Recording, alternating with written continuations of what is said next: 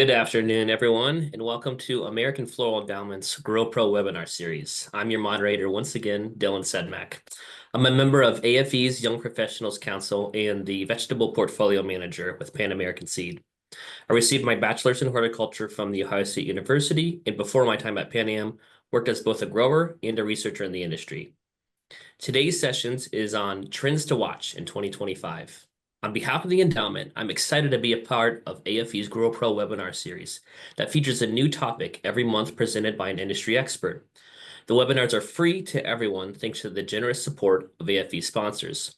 The views and opinions expressed in these webinars are those of the speakers and do not necessarily reflect the views or positions of AFE.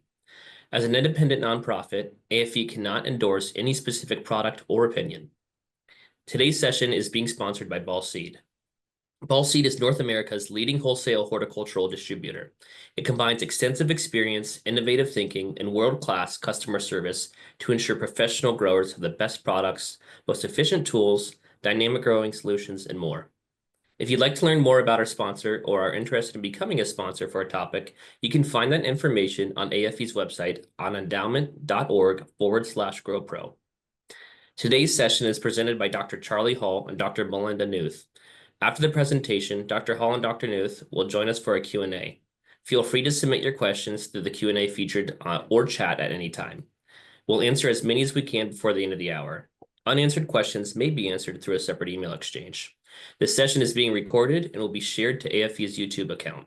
Through YouTube's accessibility features, you can access closed captions in other languages. To get us started, I'd like to share a bit about today's expert speakers. Dr. Charlie Hall is a professor in the Department of Horticultural Sciences at the Texas A&M University and is also a holder of the Ellison Chair in International Floriculture. Hall's major areas of specialization include innovative management and marketing strategies, financial analysis and benchmarking, and the situation and outlook for nursery and greenhouse crops. Dr. Newth is an assistant professor in horticultural science at NC State University. She specializes in innovative management and marketing strategies to investigate consumer attitudes and behaviors for horticultural crops, both edible and ornamental. She also oversees AFC's Sustainable Bloom program. Dr. Hall and Dr. Newth, welcome and thank you for presenting today on Trends to Watch in 2025. Well, thank you very much, Dylan. It's good to be here. Melinda, how you doing? I'm doing great. Yes, thank you, Dylan. I'm very excited to present today. So it's gonna be fun. I think that we'll have a lot of great stuff to share with everybody. All right, let's flip a coin, see who goes first. Oh, well, All right, you won. yeah, I already already went to the next slide. Here we go.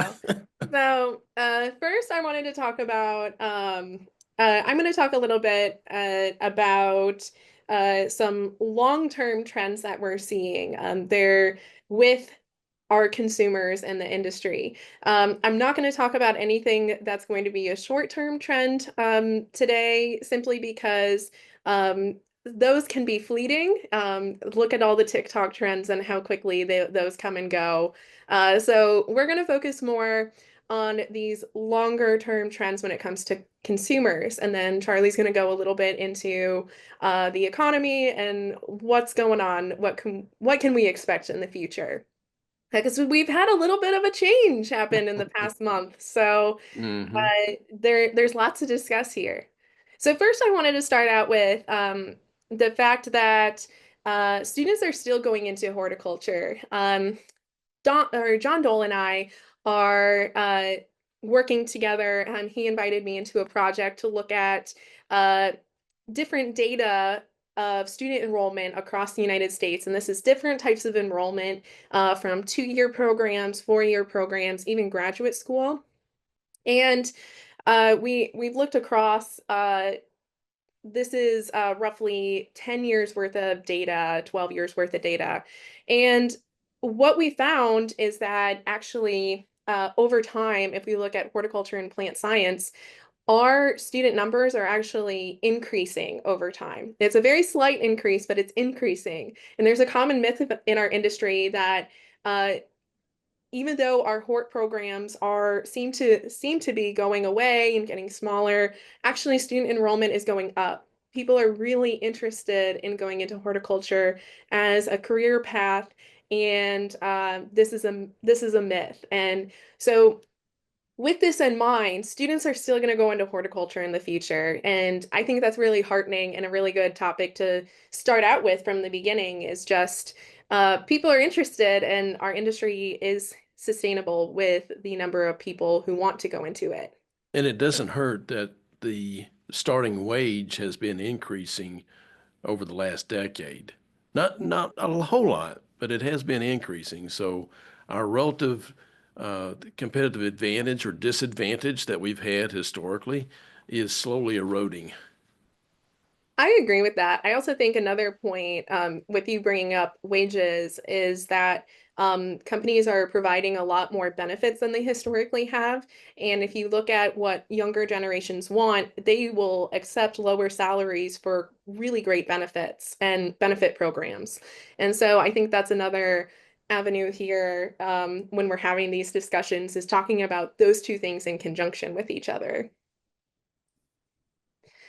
And the tried and true, the slide we put in every presentation, it's coming back in case anyone was curious. So how do we keep people interested in buying our products?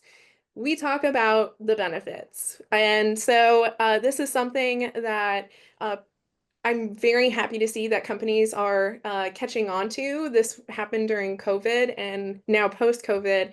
There's been more information being shared with customers and consumers about what products do for people or what services do for people, not just the features that they have. For example, I have a really nice red cup. You know, this is nice. But a benefit it provides to me is that it talks about that I'm an alumni from Nebraska. And so that benefit to me is I can show my school pride, not just that it's cute and red, okay? That's a feature. A benefit, I should get to show my school pride. So that's a key thing that we have discussed a little bit as an industry and we've gotten better about, but this is something that we need to continually do. And as a unified front, continue to talk about this is something, you know, these are things that plants do for us. These are when we do these services, these are the things that they do. And to refresh your memory, here is the quality of life measurements that were put out by the WHO in 2012. So the World Health Organization was looking at, okay, well, how do we actually define this? And this is the basis of the original 6 categories that Charlie and Madison, right? Yeah, Yeah, Madeline Dixon. Yeah. Madeline, there we go. Yeah, that Madeline did back in 2011, and we've carried this forward. Charlie and I have 4 articles published through this. Well, first of all, this research is funded through HRI, which is why we have them on the slide, and through their journal. So the Journal of Environmental Hort is where all 4 of those journal articles are published.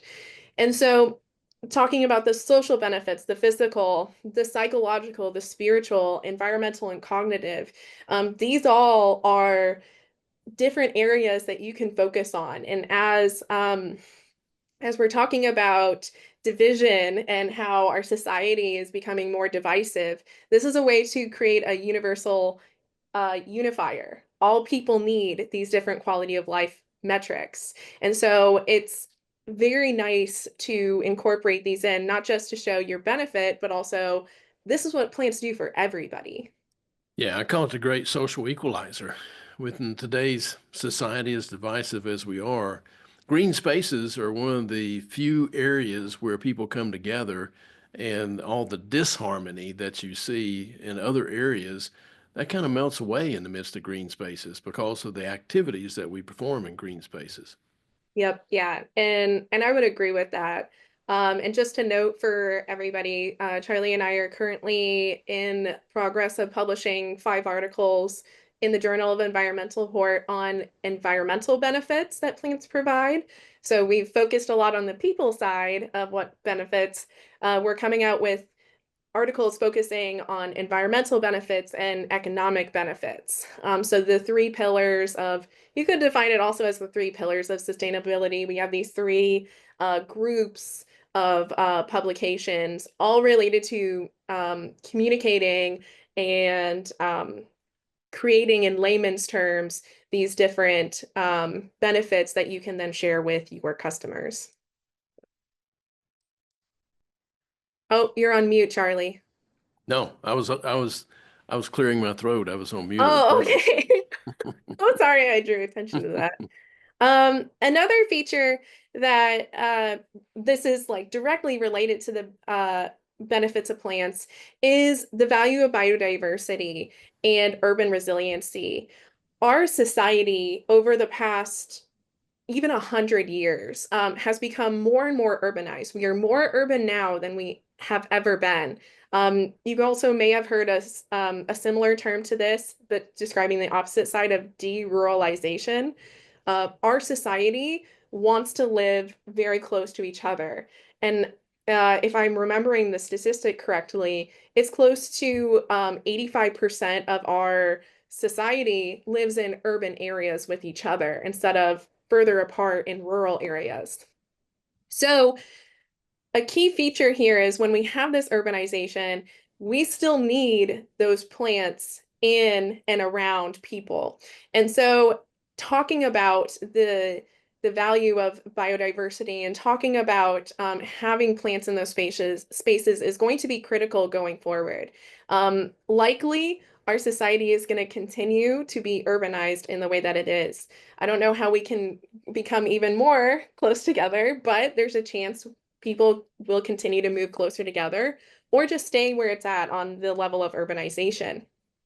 Through all the publications that I've read related to benefits of plants, biodiversity continues to be a key word across all the different benefits. So not only, as Charlie was saying, the social unifier across different people, when we're talking about the different levels of benefits, the social benefits, the environmental, the economic, it always has to do with biodiversity. And so um, I really encourage industry members to consider that in how do you promote biodiversity and how do you provide that for individuals, because this is going to be an important topic going forward. This is also a little bit sidetrack related to sustainability, which has been a hot topic with the past 5 years or so. But um, if we're singularly focusing just on um, biodiversity, at least, it's I think that this is going to persist, and we're going to continue to see it going forward because it's been a long trend upward in the past. Another area that has been a slow incremental change that has become a hot topic as of late is has to do with immigration, but mostly has to do with the makeup of who is the American people, and also then ultimately who is also our end consumer. So in 2020, the US Census Bureau put out a report looking at the statistics over time. They do this whenever they have their national census. This one caught my eye in particular because of the topic area related to diversity. So, for example, this was taken directly out of the report. The US has more racial and ethnical diversity in 2010, or it's more racially and ethnically diverse than 2010. Sorry, I read that wrong the first time, everyone. There's been a 24% gain in diversity among our different racial groups. What this means is predominantly the United States was white people. And now we're seeing more diversification, especially into Hispanic Americans and as well as Asian Americans. And the US Census Bureau predicts that if things continue as they are in the change of the makeup of our society, that beginning in 2030, the net international migration is expected to overtake our natural increase in the driver of population growth in the United States. This has to do with, if you're kind of paying attention here, overtake of natural increase, so the number of children who are born in the United States versus the amount of existing children and adults who are moving into the United States. So this is expected to happen. And I hope that this isn't a surprise for me to say this, because we've seen a dramatic change in the birth rate in the United States, which is not a unique phenomenon. A lot of the very high GDP countries across the globe have had similar birth rate effects decreasing over time, especially in the past 10 years. So this is a natural progression. I suppose Charlie's going to talk about this a little bit later when he talks about immigration and the different reform programs that are potentially coming down the pipeline. But this is a particular topic we need to pay attention to when we're talking about our consumers, because if they are looking different than we historically thought they have looked, or they have looked, we know they have looked different, we need to be changing our marketing to represent what they currently look like and what they will look like. So a trend that I encourage you to lean into and to really think about is, who is your consumer now? Traditionally, we've always thought it was older white women who were very affluent.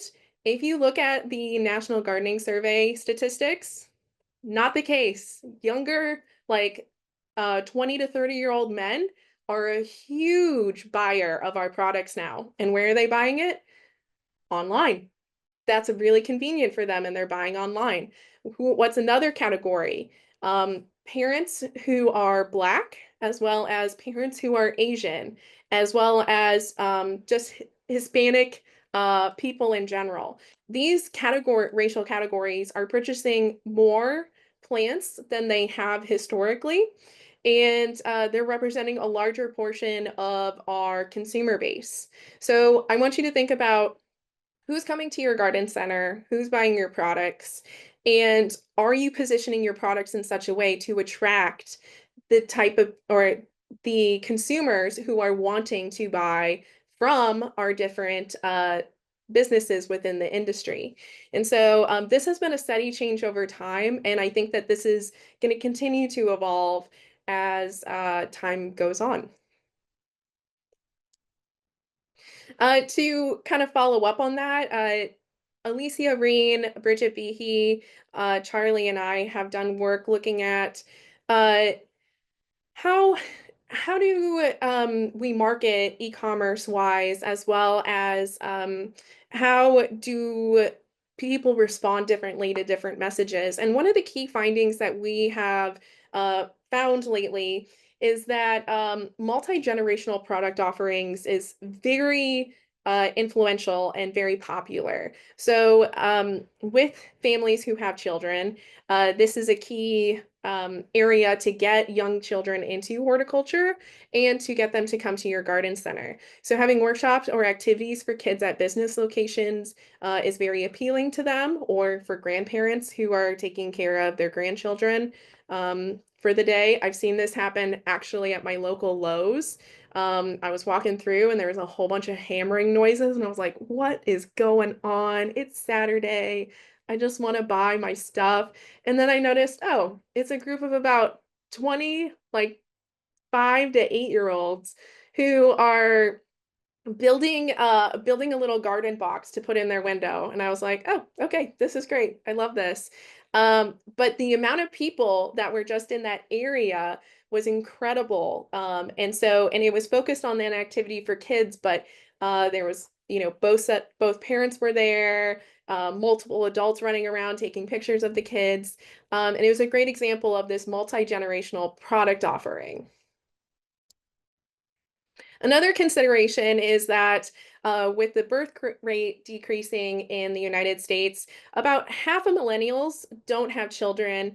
And if I'm remembering my statistic, most of them are not going to have children. So what can you do to get to people who aren't in relationships, don't have children, who are more singular? Well, you can have events focused more on them. So you can do adult group events as well as crafting nights, community collaborations, different things like this. And that's kind of that's another trend that I think is going to become more prominent. There's been lots of discussion with us, also Generation Z, on the likelihood of them developing long-term partnerships or getting married is lower than previous generations. And so this is something that we should consider as an industry, especially those who are in floriculture, aka event planning, aka weddings, is that this is a major shift in generational expectations. All right, Charlie, you looked like you wanted to say something. No, I'm just thinking. Oh, okay. Awesome. So this is a trend that has been happening, but I think is more futuristic in its in what I'm trying to communicate to the audience here is that um, how are you positioning yourself, and what are the different audiences that you are trying to reach? Are you trying to reach parents with kids and bring them in? Are you also trying to reach those single adults? Are you who are you representing and targeting in your marketing and in your advertising? All right. And then lastly, I wanted to bring up that there has been discussions post-COVID about online and in-store shopping. And um, in particular, online shopping became really important during COVID. And some retailers were getting rid of their online component of their business. And I would like to encourage you again to not do that. Keep your omni-channel approach. Your in-store is great. That's we love this for our point of purchase sales, for our impulse purchases. We love this because we know that consumers want to touch and want to feel and experience plants. Dr. Bridget Behe published an article 2 years ago showing there was close to a 20% rate of predicting purchase if someone picked up a pot, which that's a large percentage in research world. That's incredible to be able to predict that just from picking up the plant. So we want to keep our in-store, but we also want to keep our online. And part of this is the expectations of who our primary audience is, who's purchasing. So who's in their prime right now? It's millennials. Who's coming up right now? Gen Z. They're coming into their prime here in the next couple of years. So, and their expectation is that they can purchase online. At least purchase online, pick up is minimum, I would say. But purchasing and having it shipped to them is an expectation that they have, and they have this in other product categories. And so it's similar in the way that why would they not expect it in plants? And they will choose to buy from retailers who offer that option over those that don't. And so it's very important for the opportunity for you to continue to engage with your consumer, to keep your online experience and make sure that it is enjoyable and pleasurable to buy in those online environments. So, all right. I think, yes. Now we start the graphs. Here we go, Well, Charlie. I was just pondering your comment about millennials and Gen Z coming into their prime when it's my contention that when you enter your 60s, you're coming into your prime. So, but Hey, I I may be consider, biased in that regard. hey, I'm in my 30s, so I consider Yeah. this prime. But yeah, your prime category can be a long time. All right. So let me pick right up with what Melinda's talking about in terms of the consumer. And you can see that given the increased diversity of our consumer base, the aging of the consumer base, millennials are now 38% of home buying. So they represent a big portion, a significant portion of our future lawn and garden sales in the future. And if you look since 2016, the left side of this chart, you can see that the black line is a regression line fit through all the data. And right up until 2020, we were growing, but we were growing glacially.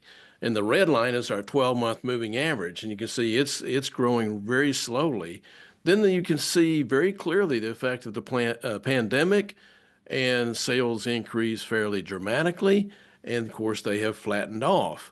If you look to the far right, where 2024 is, you can see that we had a few months where we were declining.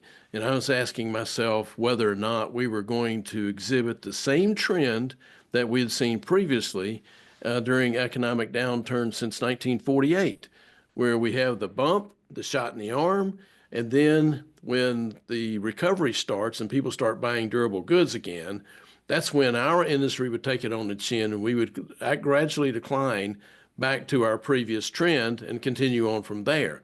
So far, we are still above where we were in 2019 pre-pandemic. And Melinda, if you'll just hit the space bar one time. See, yeah, so this is taking this year, pulling it back to just at 2019 pre-pandemic, and you can see that we're still well above where we were in 2019. So we may lament the fact that our year-over-year comps aren't necessarily as favorable over 24 over 23, but you got to look at the longer term. You don't manage your business, whether you're a grower, retailer, or service provider. You don't manage your business by the year-over-year comps. You got to look at how that's trending.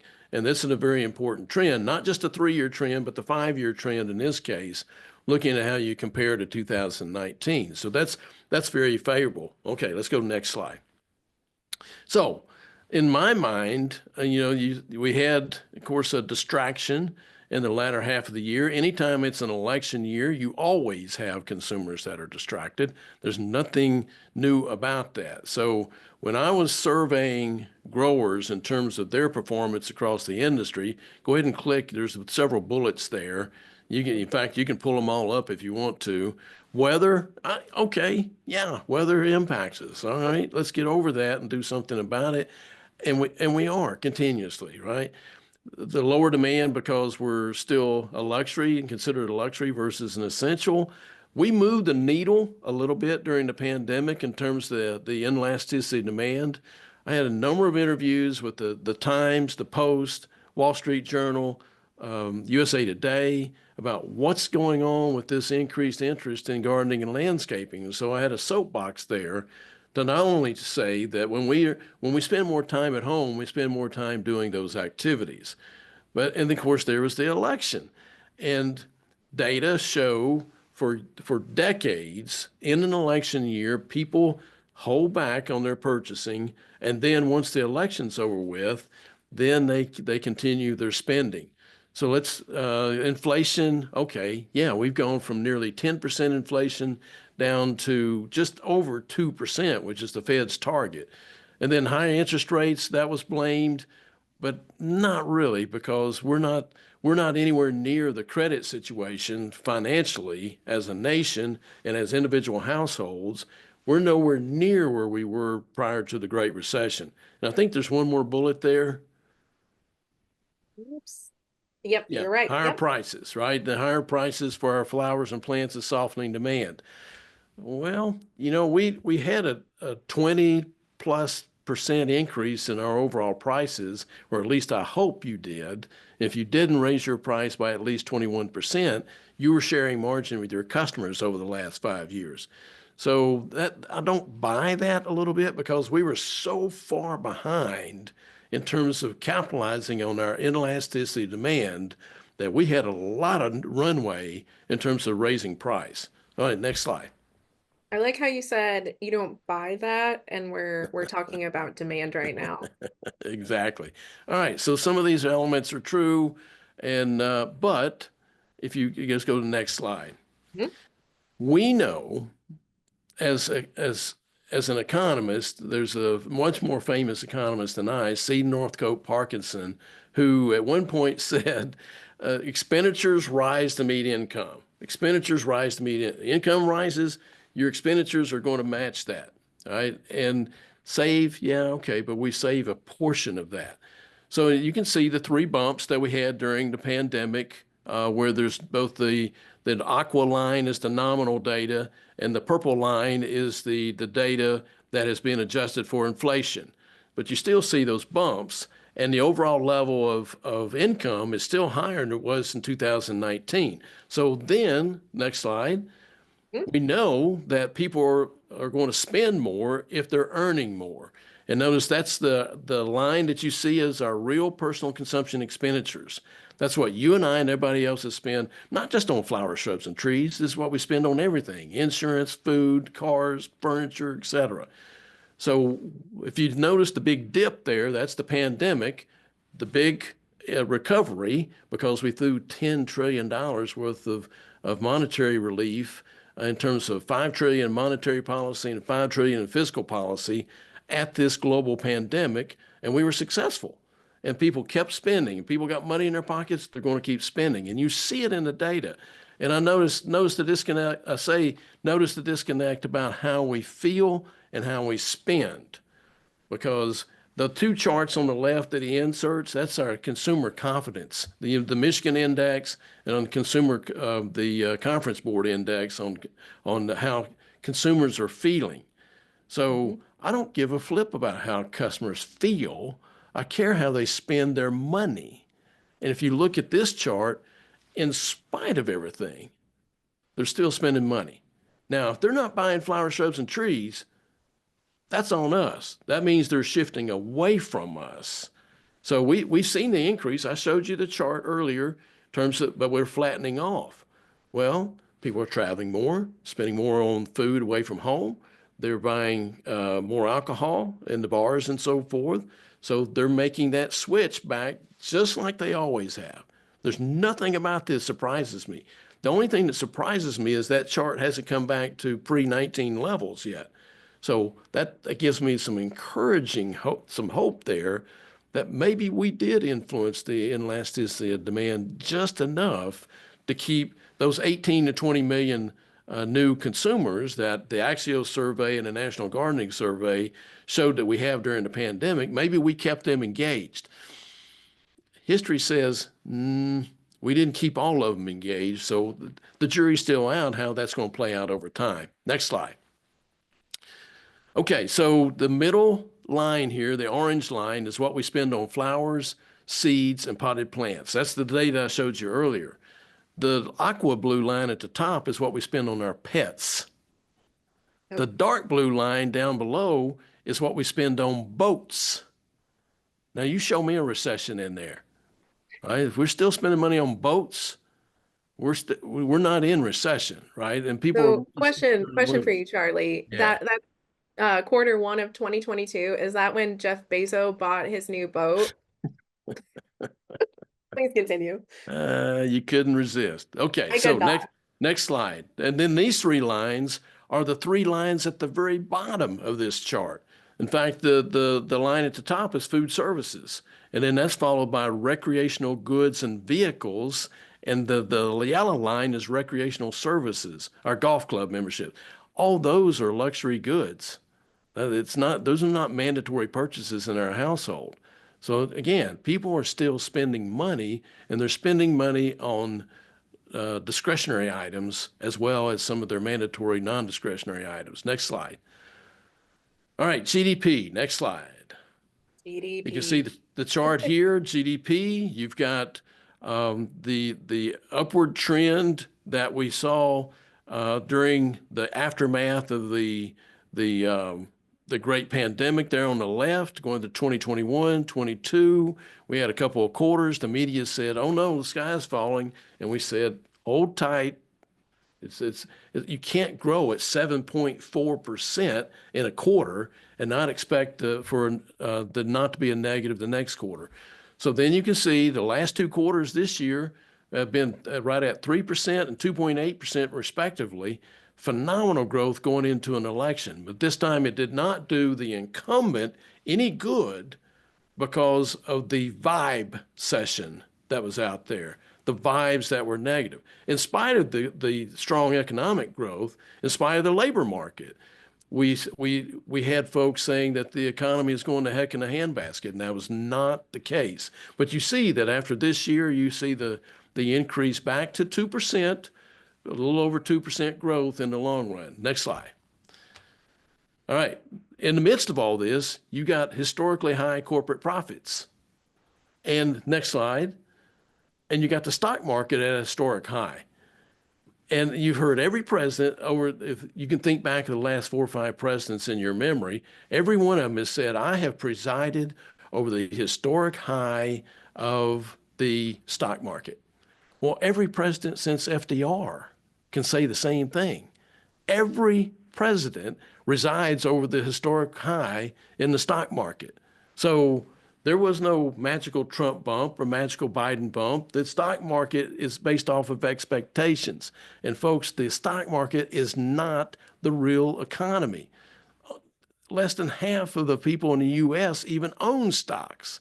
So it's not a true representation of the economy, but a lot of attention's focused on it. Next slide. Supply chain, next slide. Supply chain's back, folks. The supply chain, the risk within the supply chain is back to 2019 levels. Yeah, there's some metamorphosis still going on because of geopolitical events, et cetera. But and the impending tariffs, so obviously caused some shifts there. But this is my index of prices paid by growers. And you can see I have forecast on the right-hand side another 3.2% increase in our inputs. That's going to increase, that's going to be transferred on down through landscapers and also retailers. That's going to be passed on to consumers. So we're not out of the woods yet in terms of needing some price increases. Next slide. Labor, next slide. Labor market is still, it's weakening, but it's still relatively strong than what it was pre-2019. For every person looking for a job, there's 1.13 jobs available. So we're not going to get much relief in terms of finding. You remember before the Great Recession in 2006, we were clamoring for jobs. And then by the time the Great Recession hit in 2008 and 2009, all the workers from the construction industry were laid off. We didn't have to worry about finding workers again. They were lined up, ready to work for us. But now we've come full circle and having to work for it again. Next slide. Housing, next slide. This is the National Association of Home Builders, their housing market index. And the closer it is to 50, that means it's a strong market. But you've got the interest rates that are acting as a headwind. We have a dearth of housing available. We don't have enough homes. And it's just like product on the shelf at retail. If you don't have it on the shelf, you're not going to sell it. Well, we don't have enough homes to satisfy the current demand. And so that's why you see housing prices go up. It's supply and demand. There's nothing magical about it. Supply and demand. Interest rates are going to come down, which is mean the demand's going to be even further accelerated than what it is now. Let's go to the next slide. And this is the demographics. Now, Melinda covered the demographics picture from a slightly different perspective. Over on the far left, if you look on that decline, Melinda, you see the cursor there, that's the decline in the natural birth rate. So the only way you make up for that is you start making more people organically in the U.S., or you have to allow immigration, right? And that's the basis for comprehensive immigration reform right there. And so when you start building walls and you start deporting 12 million people, that exacerbates the issue. And so if you look for the future demand of housing, it's going to evaporate if you start putting 12 million people, deporting them, disallowing immigration. You're shooting yourself in the economic foot. Now, I talk policies. I don't talk partisanship. I don't care what side of the line you are. I'm talking about the economic impacts of these policies. Now, here's the good news. Let's get back on a positive spin here. The latent demand from all the millennials and the Gen Z folks that are in their prime, as Melinda said. Right here, these people. Yeah. Right here. Well, remember I said millennials are 38% of home buying, and we have a chunk of demand right there of all the 25 to 45-year-olds, and that wave of people is coming into their home buying years, and that translates into 1.7 million housing units per year. That's the demand between now and 2030.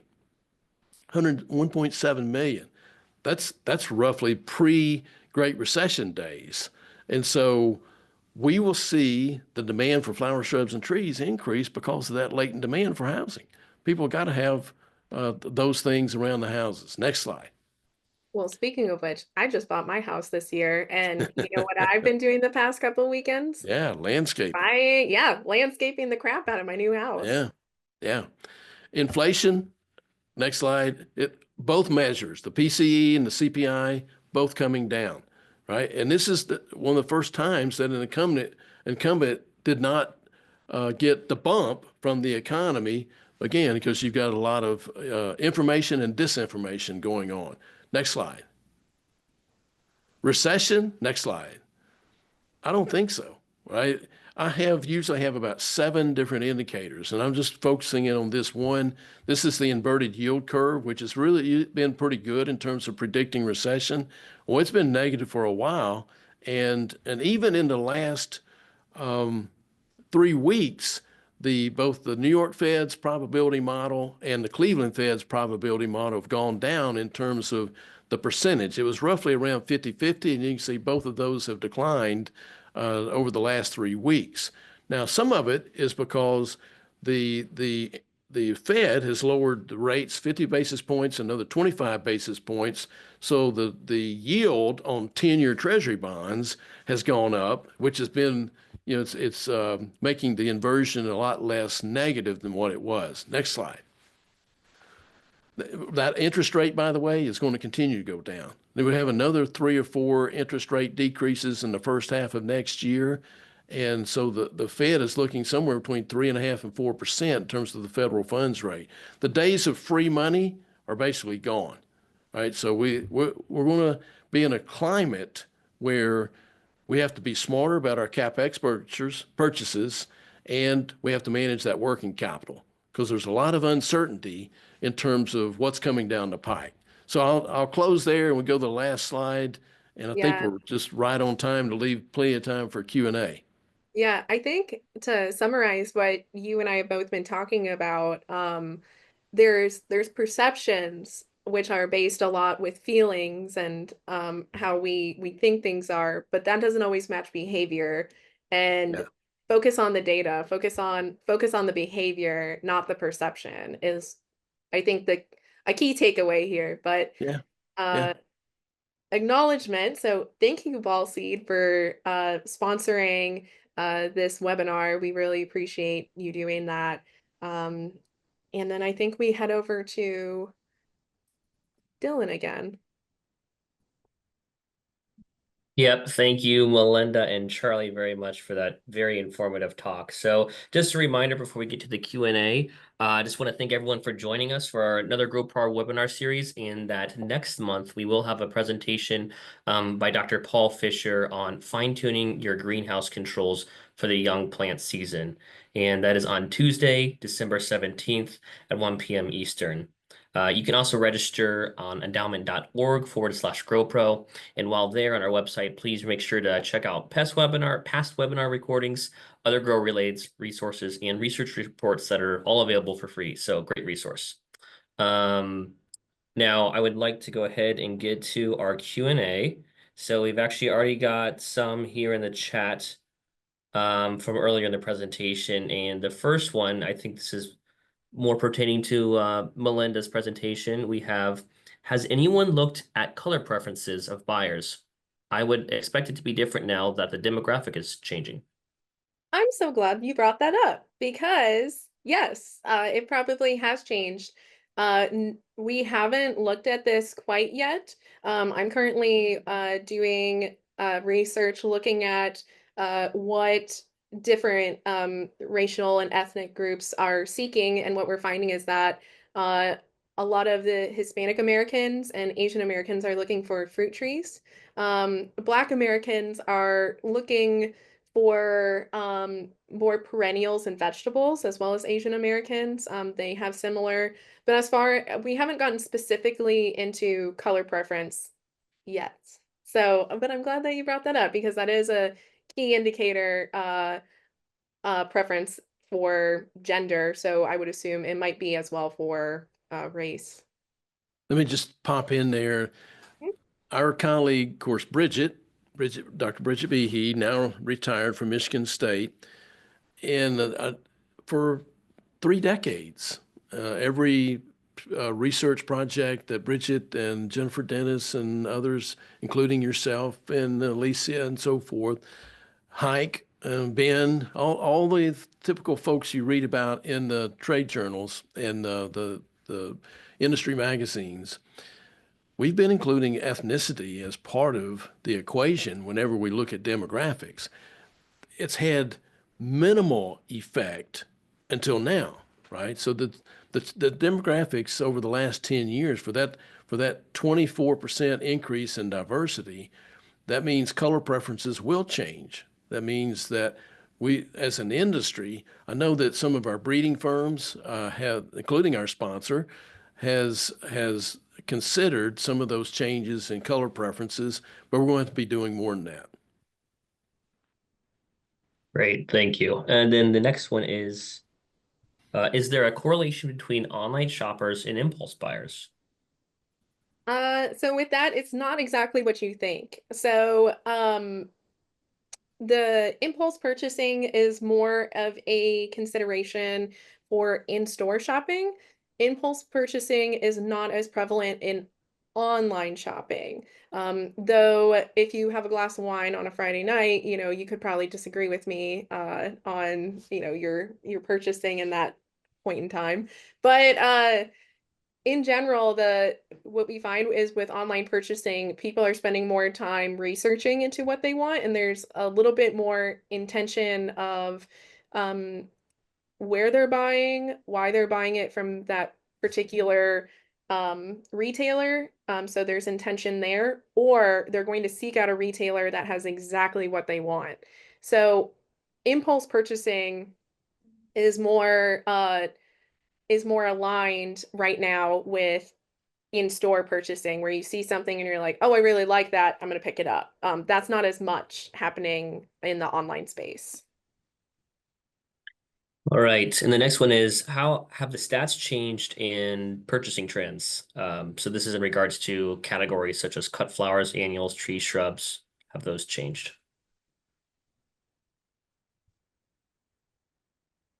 Mm, I don't know on this one. You might have a different answer than I do, Charlie, but I think that if you have brand recognition, that is going to be a large consideration. So the companies that have been working really hard to develop their brands, they are recognized. I'm thinking, just to shout out a few like Bonnie Plants as well as Proven Winners. They've done a great job of putting their name out there and it's easily recognized. Um, that's where as much of the consideration from my past research and past research done by our colleagues, not as much as the actual plant type and the price. That's more important still in the decision-making process. Yep. And oh, sorry, go ahead, Charlie. No, can you read the question again? Yeah, the question was how have the stats changed on purchasing trends in Yeah, regards to the different categories of yeah, cut flowers versus annuals, yeah, etc. yeah. Golly bum, that's an hour freaking answer for that's so frustrating because the big trend is the increase in spending. That's the big trend.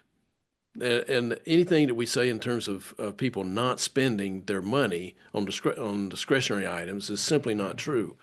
They may slow down because of the election, and they may slow down in the midst of uncertainty, at least in the early part of 2025. But I don't think it's going to impact our spring sales in the lawn and garden industry. I think we're going to have a strong 2025 if weather will just cooperate with us. So there are some shifts. Natives The sales have been very strong. It's just that we don't have enough time here to delve off into that. And so I'm reticent to start going down that path, recognizing we got 10 minutes left. Yeah, a lot of great questions here. And the next one is more for you here, Charlie, and it's how could changes in the trade law and tariffs impact the industry? Guacamole. That's another one. First of all, our president-elect simply doesn't understand how tariffs work, period. Does not understand. It's not the country that's importing products into the U.S. that pays tariffs. It's the receiver inside the country that pays the tariff, and then that is passed on through the supply chain, and the end consumer pays the tariff by increased price changes throughout the supply chain. So if I'm in the green industry right now and I'm buying inputs from the Pacific Rim, I'm looking at stockpiling some of that stuff, anticipating that some of those tariffs may go into effect. So I may beat the rush. But the other thing I want to do is I want to make sure I manage my working capital in a way that, man alive, I got somebody rolling a barrel down the hallway here behind me. So The impending doom feeling. uh, Like, and so I want to manage my working capital, and I'm going to make sure that I've got the cash flow going into 2025, and I'm going to manage that wisely, and I'm not going to spend too much on CapEx because I don't want to burn through my working capital. I want to be nimble and flexible in 2025. Now, let me also say, there's a big difference between campaign promises and legislation. Very big difference. Even if you do have a sweep in one party or the other, and you have one party that's fully in control of the Congress and the White House, so you've got a lot of runway here to figure out exactly what those changes are. But even before the election, I said go to the Moody's report. Moody's had the best macroeconomic analysis of what would happen in a Republican sweep or a Democrat sweep or divided Congress and either red or blue in the White House. And the only scenario in which it was going to lead to recession was the scenario that happened. So that's not me talking. That's Moody's Analytics analyzing in their macroeconomic models and 23 Nobel economists agreeing with that analysis. So, all right, now what do we do? There's going to be some uncertainty there. Tariffs are going to upset the apple cart in terms of those trade corridors and so forth. But we managed somewhat through that, but it cost us in terms of some higher input costs. Now, you also have taxation and the promise of a lower corporate tax, which in the short run, the premise is that, okay, firms will have more money to invest in people and equipment, et cetera, and we'll see economic growth. But from the Tax Cut and Jobs Act in 2017, we said that we would be, economists that were supporting this policy said that it was going to generate $1.3 trillion more in tax revenues. Well, it didn't, because what happened is there wasn't a stipulation on how they used those tax savings. So they bought back stock and paid dividends.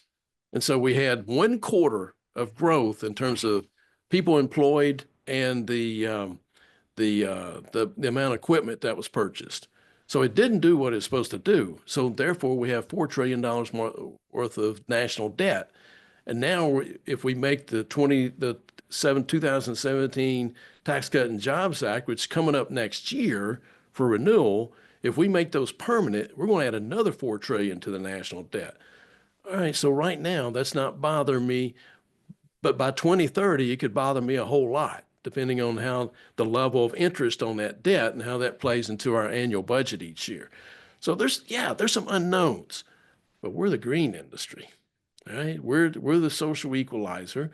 We're what people want when the times get tough, and so we still have to keep our nose to the grindstone and make sure we're articulating our value proposition, making sure we're managing our working capital very closely during this time period.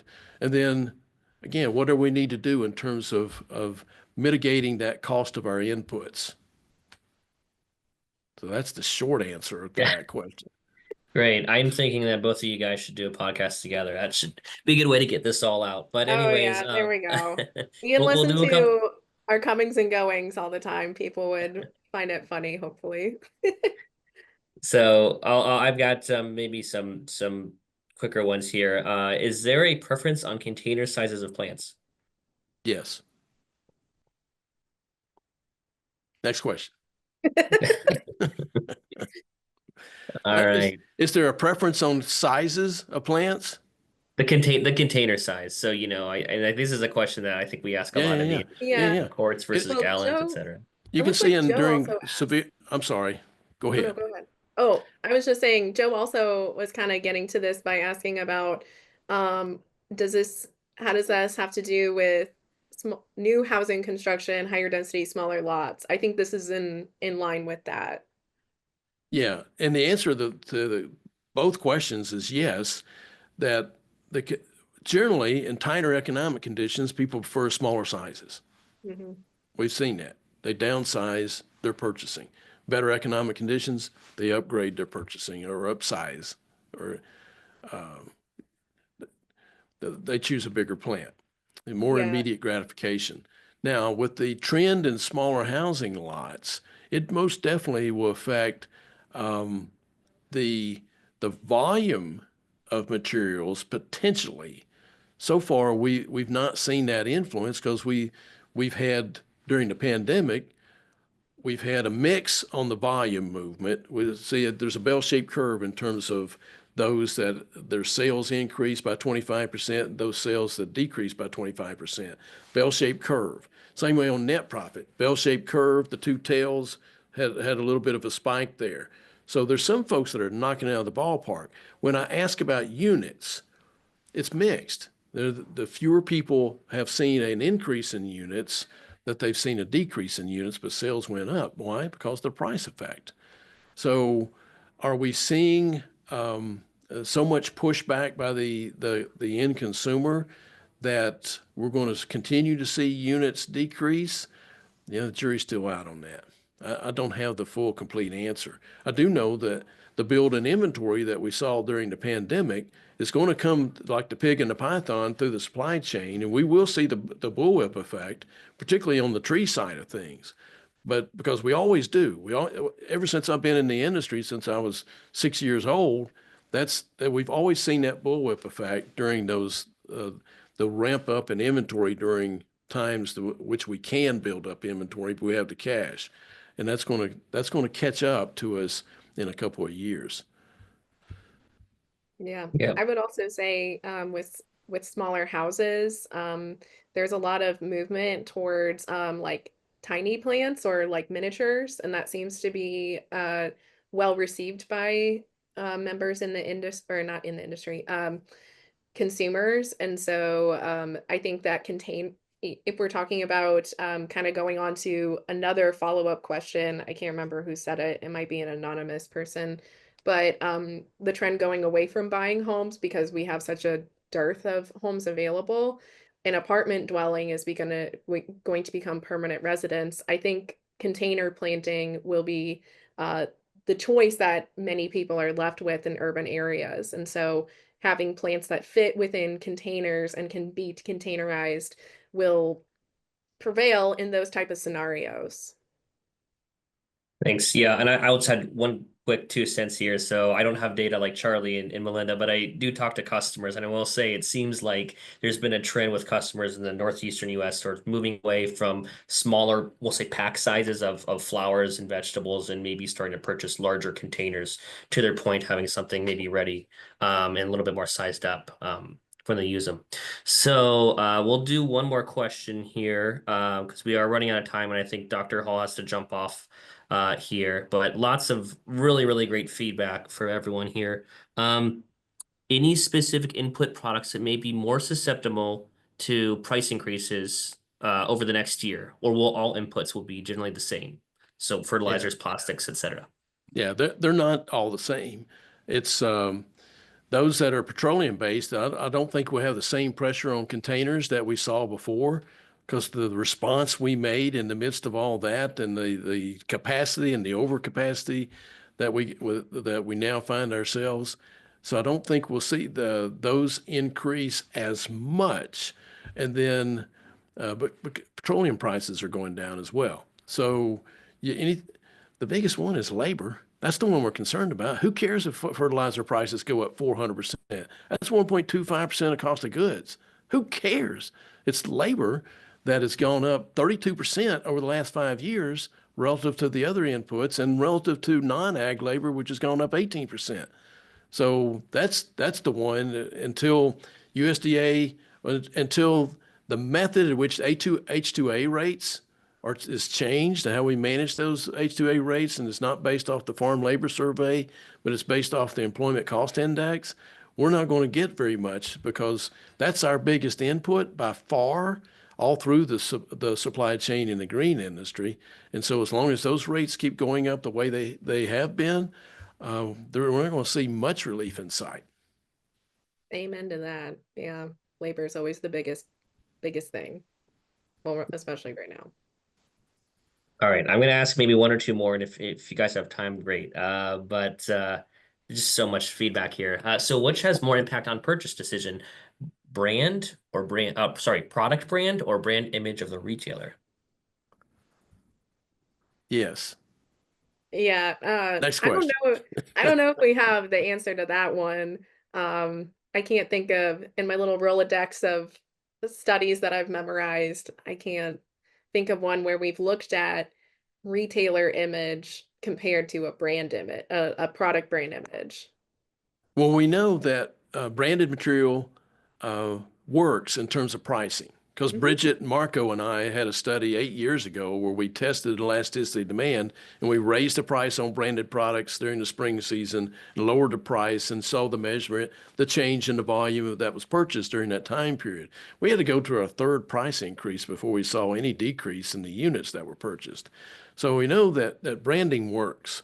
Mhm. But we also know that if it's the right retailer with the right reputation and at the right following, it's almost a cult-like following of that particular IGC or whatever retailer we're talking about, that works too. I mean, there's Nordstrom quality of service, right?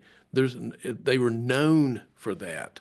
So both of those work, but the one that has worked most frequently in the green industry now today has been branding of the product. The branding of the retailer, well, 20 years ago we would have said was just about as powerful as branding the product. But that's no longer the case because of the expansion of the channels, the omni-channel, and we're not only IGC, we're not just buying from IGC, but you got Depot, Lowe's, Walmart, and online, and you got all these other channels. So the effect of the branding of the retailer has diminished over time, but there are still some in the country to do it and do it quite well, because they've developed a reputation, a multi-generational reputation. Whew. I got to go. All right. Well, I yeah, do. I think we'll call it there. There's a lot of great questions, and I think that's just testament to how well Dr. Newth and Dr. Hall presented. And so I want to thank everyone again for attending, and thank you to our guest speakers for their awesome presentation. It generated a lot of great dialogue. So just a reminder everyone to join us next month for our presentation, and visit our website for more details as well. So thank you everyone for your time. Appreciate it. Awesome. Y'all have a good one. Thank Everyone. you.